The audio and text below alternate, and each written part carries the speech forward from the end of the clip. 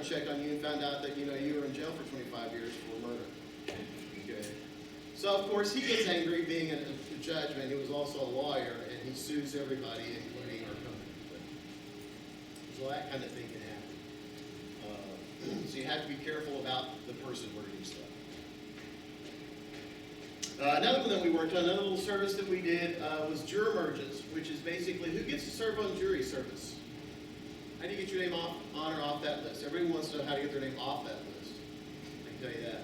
But usually they take the driver's license data and the voter registration data and merge that into one list. And the idea is if you have a driver's license and you're registered to vote, your name shouldn't be on the list twice. Okay, that would be weird. So in that situation, that's exactly what the whole project is person merging. Trying to figure out if this person is the same person as that. Now, what I mentioned about Kentucky earlier, you should be surprised at the differences between the states and their attitudes on things. In Kentucky, if you get a ticket for jaywalking, you have to give them your Social Security number. Okay, Kentucky demands Social Security number on everything. But when Social Security was first invented, that was a big fear. Oh, these numbers are going to become, you know, national ID numbers. And the federal government promised, no, Social Security numbers will only be used for Social Security, nothing else, and anything directly related to Social Security.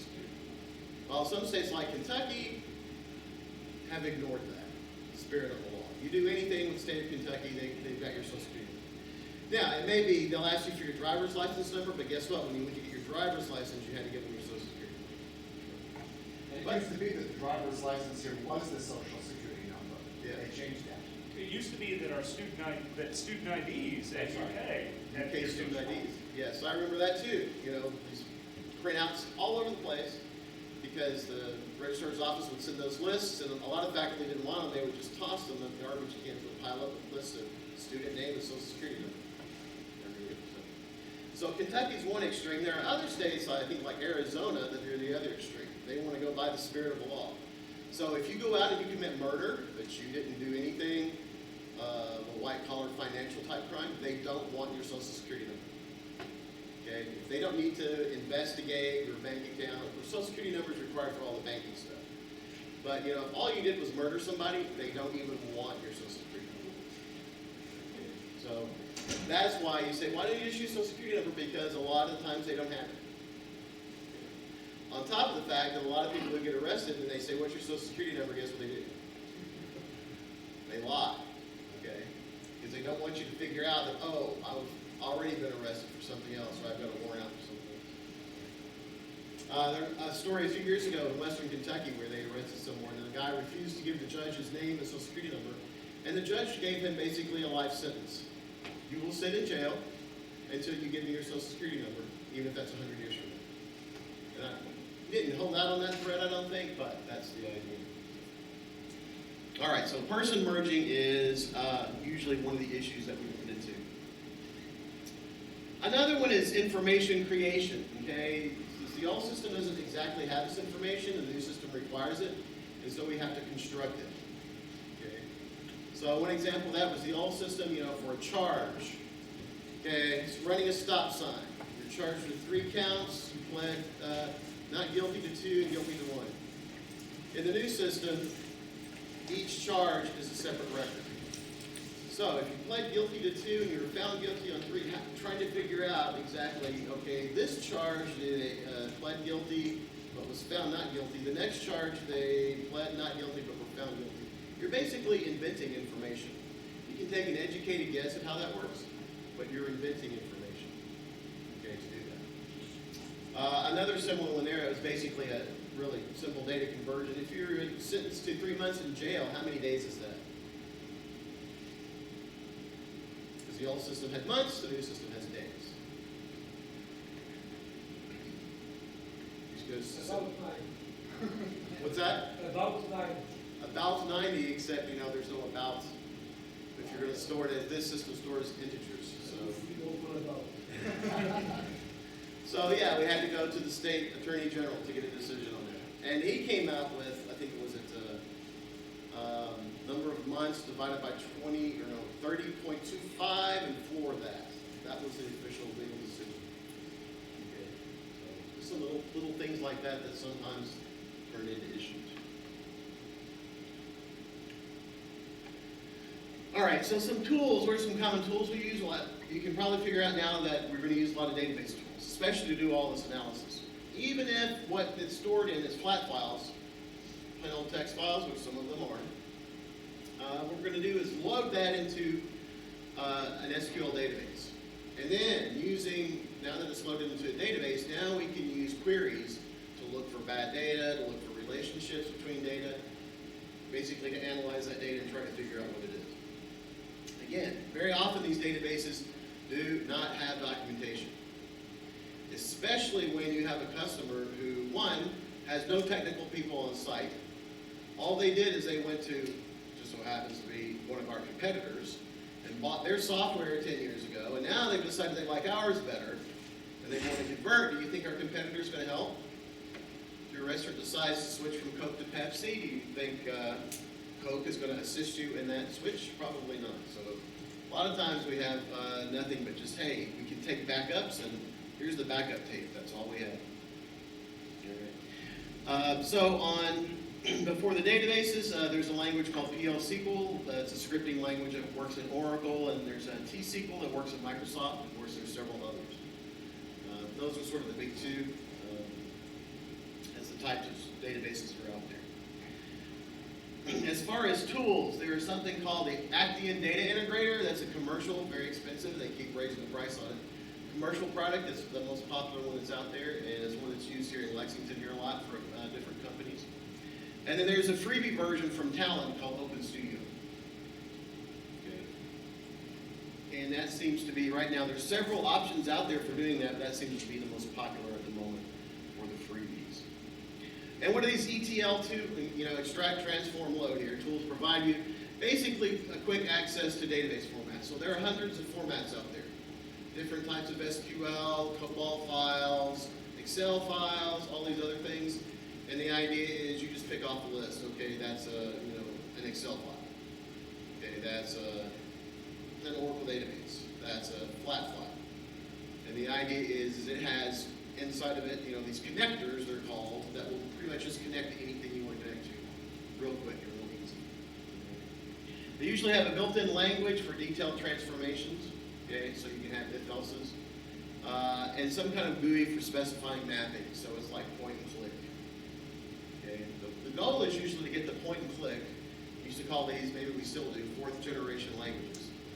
To be a computer programmer using only a mouse. But you get right down to it, there's going to be some of those detailed transformations that we need the good old if statements and while loops to actually do those specific details. All right, some skills. So now that you've heard a little about it, you can tell where some more of the skill set is involved. So an ability to analyze and understand data, often without documentation. And really, this is very culturally based. You can find, a very expert data conversion analyst who's been doing these projects forever. Maybe say here in Kentucky. Say, well, we just got a new client in China. And the database, even if it's not in Chinese letters, it's been transliterated into English letters. But still, looking at that data and not knowing, is that a last name or a street or a zip code or what is that? Because it's not familiar. So a big part of being a data conversion specialist is what we call domain knowledge. All right, so somebody who's fantastic at doing ports conversions may have no clue about doing conversions for large banks or something like that. Plus the cultural aspect, all right? Because again, a lot of times what we have to do is here's some data, we don't even know the fields. There's field 1, field 2, field 3, field 4, and we have to look at it and say, oh, that's a first name, that's a last name, that's an address, that's a zip code, that's a phone number. All right, so an ability to do that, here's some raw data, you don't even know what the fields are, and figure out what's in there and how this file is related to that file. Basically, sort of reverse engineer any sort of database design that was done, if there was any done, is a skill to have. So, from a technical perspective, from what you're getting in your computer science classes, your database theory and languages are going to be the most important part. But like most jobs today, I'll say good verbal and written communication skills with non-technical people. That one is really important with data conversion. Because again, you're going to be talking to people who are not technical at all. Okay? And trying to get from them, do you really know what you want? Because a lot of times they don't. Okay? And an ability to acquire domain knowledge. I remember when I went for my job interview, when I first started this job, they asked me, have you ever watched Law and Order SVU?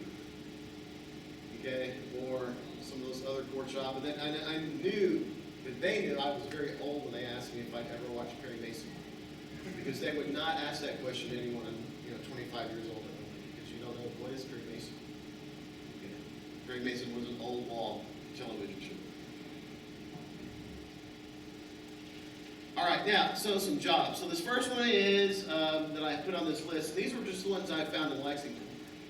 But the first one's a good example. Veterinary Data Services. Have any of you ever heard of them? They're here in Lexington. They're a small company. I think they started in Georgetown. But all they do, their entire company, is about data conversion for veterinary clinics. That's it. That's all they do. So they don't really develop software. They don't develop, veterinary clinic management software. Somebody else does that. Some other companies do that. What they do is help the vet clinics convert from their old veterinary management system to their new veterinary management system. And they actually have a whole company that does that. Not a huge company, but they have one.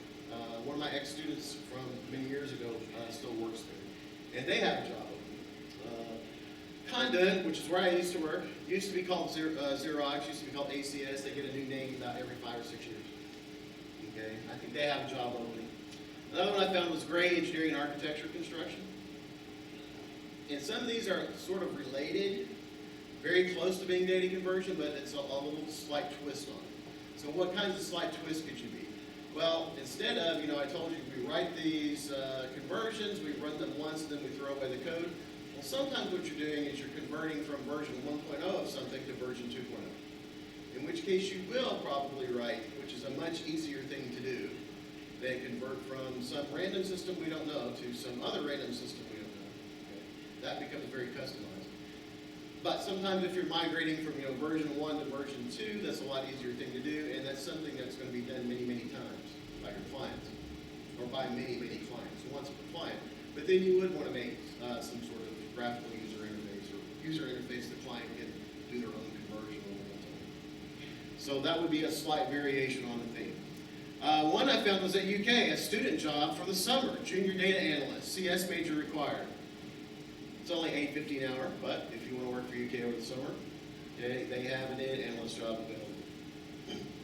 Lockheed Martin also has a job opening here in Lexington for a student intern. I didn't see a pay scale on that one. And a couple of others, the Ian Martin Group I've never heard of. Robert Half is a headhunter company, I believe. So they're actually hiring for someone else. So those are just things that are available here. If you look nationally, there are tons of others. There are some national companies that one's called, what's it called, 4Matrix, I think, or something, .com. And that's basically all they do. They do conversions. All right, so any questions? Have you ever done data conversion for content management systems? Something like WordPress or Google?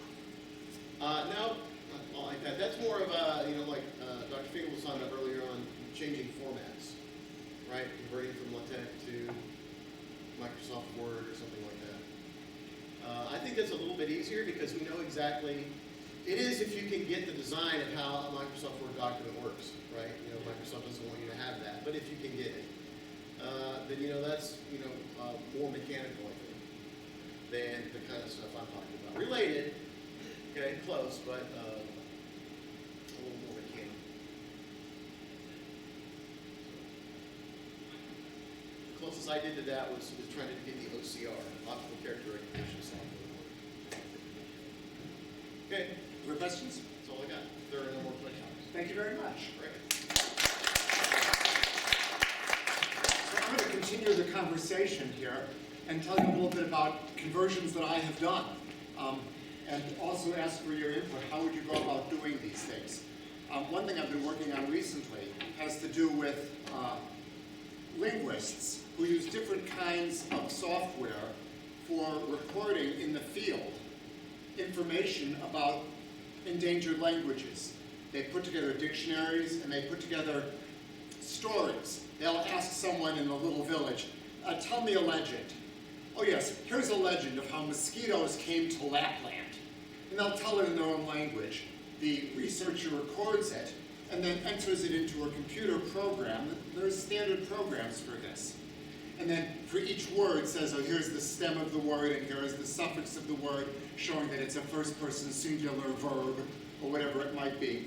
This is called glossing it. And they end up with a data file. And what can they do with that data file? Well, they'd like other people to be able to use it. That's fine if that other person uses the same software. They can ship it to them in some format. But what if they want the whole world to see it, even those who aren't using that software? Well, that's where my project comes in. They upload it into my project, which identifies which format they're using and converts it into a standard format of my own, so that I can then display it, people can search through it, right? So let me ask you, assuming that what they give me is in XML, what kind of format should I turn it into so I can do the searching? You don't want to search XML files. Well, you can, of course. But remember that different products use different, let's assume they all use XML, which isn't true, but assume it. I want to be able to search on any word or part of a word or pattern. Yeah? Tree. Yeah, I could do some sort of a tree, which is what XML gives me. Right. Now, some of the fields I'm not interested in. And some of the fields I am interested in. I want to divide this into what I'll call them records. And each record is one sentence in the story. Long ago, there were no mosquitoes in Lapland. That's number one. Number two. Then the first mosquito came on the back of a bear. That's sentence 2. And so on. All right? I want to be able to separate these, but I'm given a whole XML file. Well, I'll tell you what I did, which isn't necessarily the only way to do it. But I built what I'm calling a template, which describes, using XPath expressions, which are the interesting things that I want to extract. Now, if you've never seen XPath, look it up in Wikipedia. That's what I had to do. I first learned about it actually from Neil. XPath is a way of describing a piece of an XML document. And so I've got XPath expressions saying this is something I wish to extract. Now, there might be, for example, a phrase. Each phrase is going to be an entry in my database. But within a phrase, there's word, word, word, word. And for each word, there is how it's spelled in their language, how it's pronounced, what its pieces are. They're pieces of the word, the stem, the suffix, for example. So I use XPath expressions for all of that in a tree structure. All right. That is 1/3 of what my template shows. The next third is how it turns into my schema. I'm using it's not a network database and it's not a relational database. It's called QDDB, Quick and Dirty Database, which was invented by, how many of you remember Eric Herring? Only 2 faculty and I. Yeah. He was my PhD student N years ago.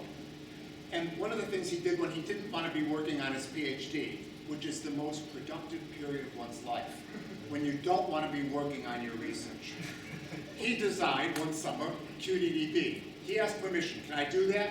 I've got this idea. I said, go for it. There were actually 2 different ideas he did on 2 different summers when he should have been working on his PhD. And both of them turned out to be pretty useful. Well, this was one of them. And so this is a database which allows fields can have subfields, and fields can be replicated, which is just what I want.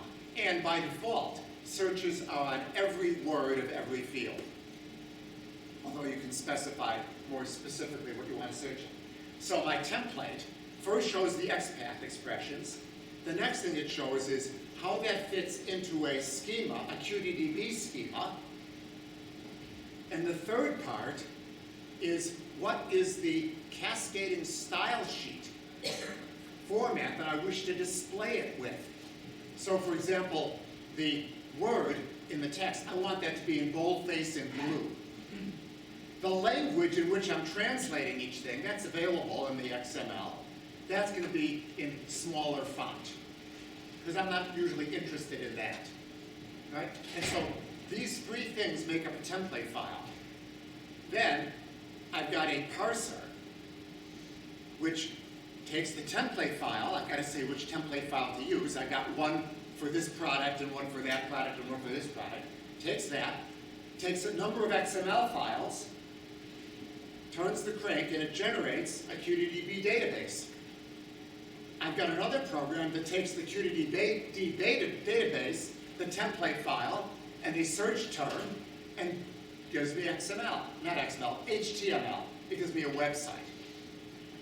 What language did I program this all in? Well, if you know me, you can guess. Probably not. Yeah? Fortran. The 77 version. Yeah, Fortran 77, no. Well, my go-to language, at least it has been for the last 10 or 20 years, has been Perl. And the reason I love to use Perl is because it's really good for text manipulation. With a fairly readable one line, you can say, given this text, look for this pattern and extract these pieces and modify what you just saw by some computation based on those pieces. So for example, if you've got a list of people's names, last name, comma, first name, and you want to convert that to first name, last name, that's a one-liner in Perl. Well, two if you include the loop. So all of my program is written in Perl. This converter is written in Perl. That is both the thing which will take the XML, apply the path expressions, and give me the QDB, and the stuff that, given the search term, uses template and gives you the output HTML, which is then displayed on the web. Strangely enough, I don't use QDB. I just use its format, because there's a faster way than database products for dealing with databases. Brute force search. You read the entire database into a variable, and you look at it. And that is faster than using a database method, unless your file is large. And these files tend to be on the order of at most a few megabytes. That's small. Now, if I need to, I can switch to actually using QDB. When I get up to 100 megabytes, maybe I will, if any of these files has that size. Meanwhile, I just read the whole thing. Right? So, if you want to see this in action, just come to my office during office hours after advising period is over. Because at the moment, every 15 minutes of office hours, I see another undergraduate for advising. That'll be true this week and next. Come see me after that. I'll be glad to show you how that works. And I think what I've built is a general purpose transformer, by the way. If you've got XML data that you want to display based on searches, that's what I've got. And I convert, no matter what the XML looks like, into my own data scheme. And then I can search for it. And it seems to work. I've even got some private schemes that non-standard software developed. So there's some friends in the Netherlands who are building a Yiddish-Dutch dictionary. And one of the fellows there has an XML version of it. I just uploaded it last night into my product. I've got my own schema for that. Now, it's not a publicly available one. You've got to know its name before you can search for it on my website. You know its name, and the folks in the Netherlands do. They can do all their searches, and they can look words up in Yiddish or in Dutch and find out what their meanings are, and some sentences that use it. So, what's the moral of that? Data transfer, migration, or changing from one format to another, it's ubiquitous. It happens all the time. And if you're not using a real database product, don't let that throw you. Just use Perl and files. It's good enough, at least for what I need to do. All right, see you next week at the next Keeping Current.